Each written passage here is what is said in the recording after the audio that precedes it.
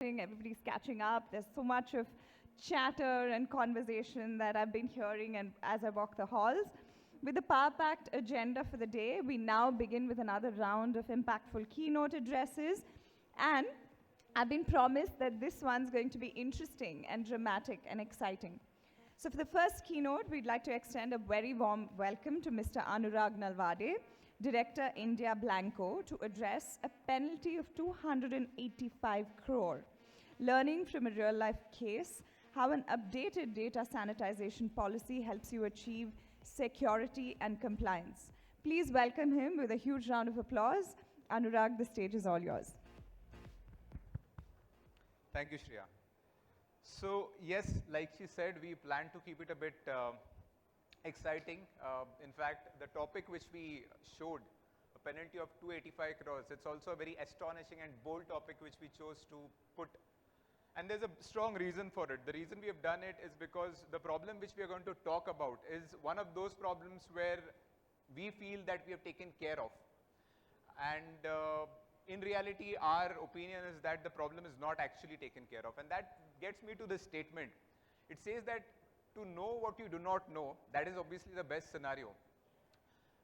The issue is when you think that you know it, but in reality you do not. So that is, in a very strong statement. I'm not sure who made this, but then this is a very strong statement to say that it's a disease.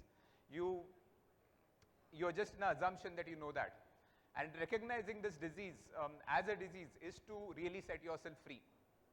So by the end of the next 14 minutes, you would see what topic am I speaking about and how hopefully it would help you understand more relating that topic. So for this, what we'll do is we'll get into the current news.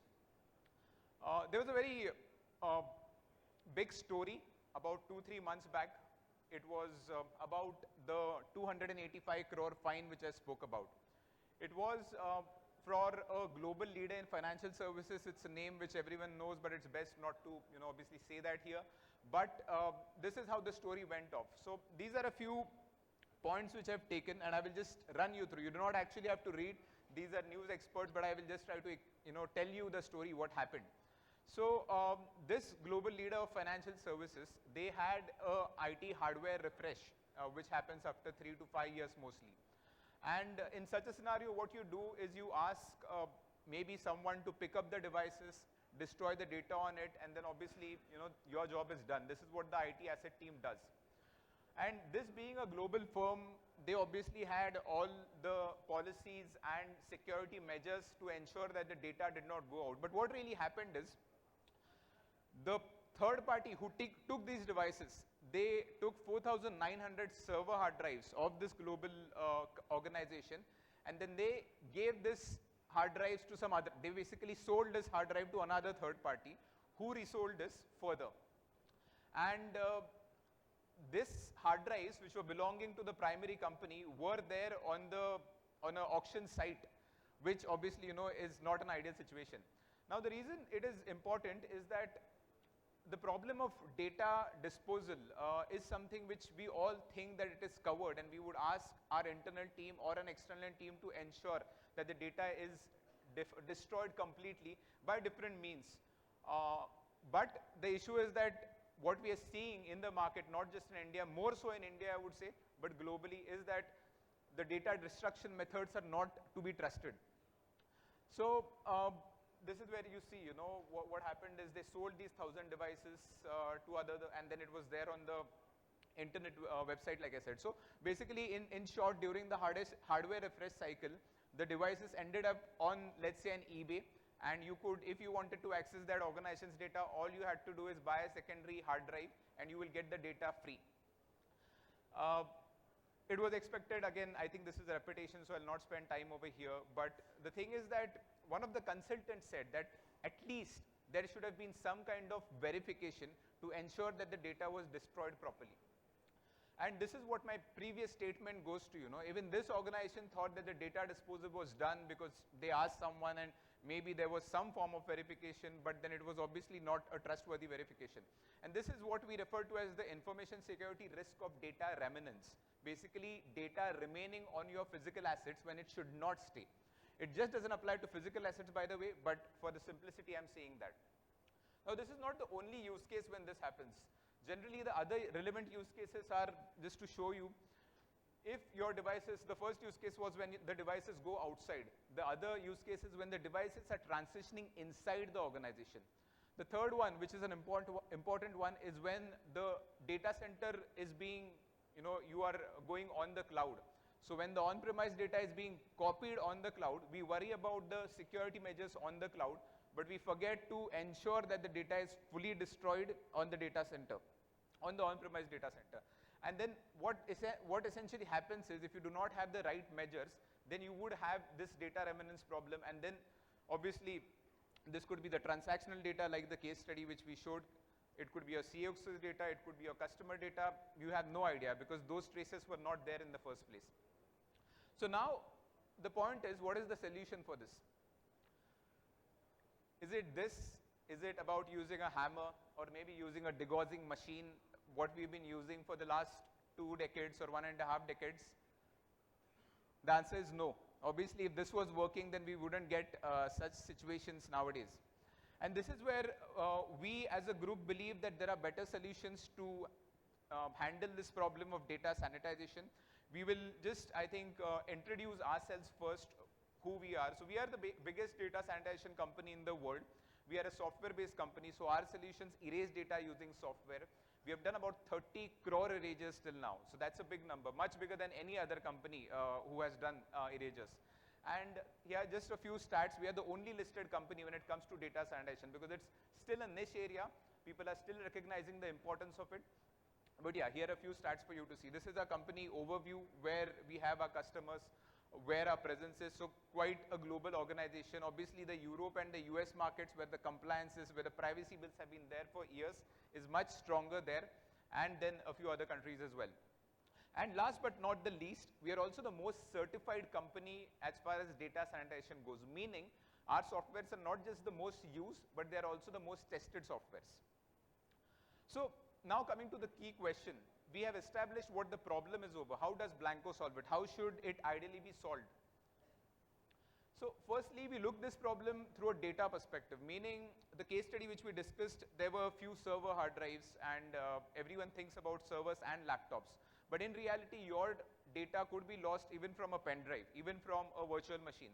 So it is important that when you are talking about data disposal, you talk about data and not a device approach. So Blanco is one of those companies who thinks of this through a data perspective, and that is the reason we have solutions to erase laptop, desktops, servers, mobile phones, tablets, printers, USB drives, even on the virtual front, the logical units, the virtual machines, and files and folders as well.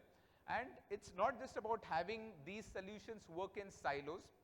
What we do is we give you a certificate after every data erasure when it has happened. Even if you are erasing a single file or even if you are erasing a 2 TB hard drive, you would get a data erasure certificate which would be fully system driven. And I'm going back to the example which I showcased at the start. If your hard drives start talking to you back, whenever it goes out, it tells you back that, okay, your organization data is not there on me, then it would be much better. You don't have any manual intervention in between. The hard drives tell you, they give you an acknowledgement, and this is the acknowledgement which they give you. They give you an acknowledgement, they say that, okay, the data has been fully destroyed, and this is the certificate for it, which obviously helps you in audit and security standpoint. But it's not just about these silos products, which I would say. The important aspect which Blanco, in a way, we have our USP is how is the process? How can you build a process which you can trust?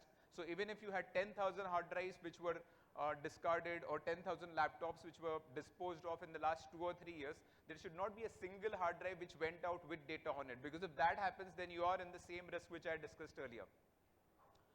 So it all starts with an eraser platform which can erase different type of hard drives. Every time a device is erased, you are going to have an eraser certificate generated out of it. This eraser certificate should not be lost. What is the point if you did that and then the eraser certificate was lost because someone had to remove it, upload it? That's not going to work. So automatically it should be archived. Even if you have 1,000 offices across the globe, the data erasures are happening across 10,000 places, and all the erasure reports are getting automatically archived in a central place, which you can then access during an audit standpoint. This should further talk to, this would obviously give you the central visibility, but we can also go ahead and further integrate it with your ITSM. For example, you have ServiceNow and you have all your IT assets data in the ServiceNow. So an eraser platform will talk to ServiceNow and say that out of all the devices which you disposed of, now you have the devices which have been erased. So that reconciliation happens automatically. So again, the whole point is that a good system should work in a way where you don't have to think about it. Ideally, it is invisible to you. Everything is happening and you can trust the process, but there is no requirement of you or someone else to interfere in the process. So that's the reason this integration helps. You could also integrate our system further with a ticket management system wherein, let's say, an employee exits, then an exit ticket is raised and that will automatically initiate an erasure of his or her laptop. You could also specifically schedule erasures in case of data retention. If you know that certain files, folders, their data retention is going to get over, you better schedule it so that again you don't want it to be missed or you don't want an additional task for your operational teams. And lastly, but I think most importantly, you should be able to give a door access to the audit team whenever required. You don't want, when an auditor is going to ask you that did you erase a certain data and give me a proof of it, maybe search in emails or ask some teams to just hassle and get that for you. That doesn't work. So this is how it works, and it all comes together as a process theoretically. But how does it look in real life? And that's what I think it's an important case study which we would like to cover.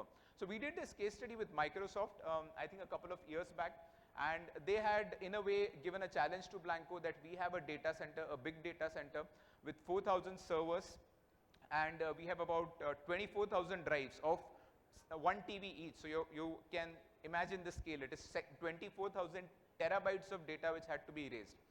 Using all the automation technology which I just discussed, we were able to erase this in less than 8 hours. In fact, the time was between 5 to 8 hours.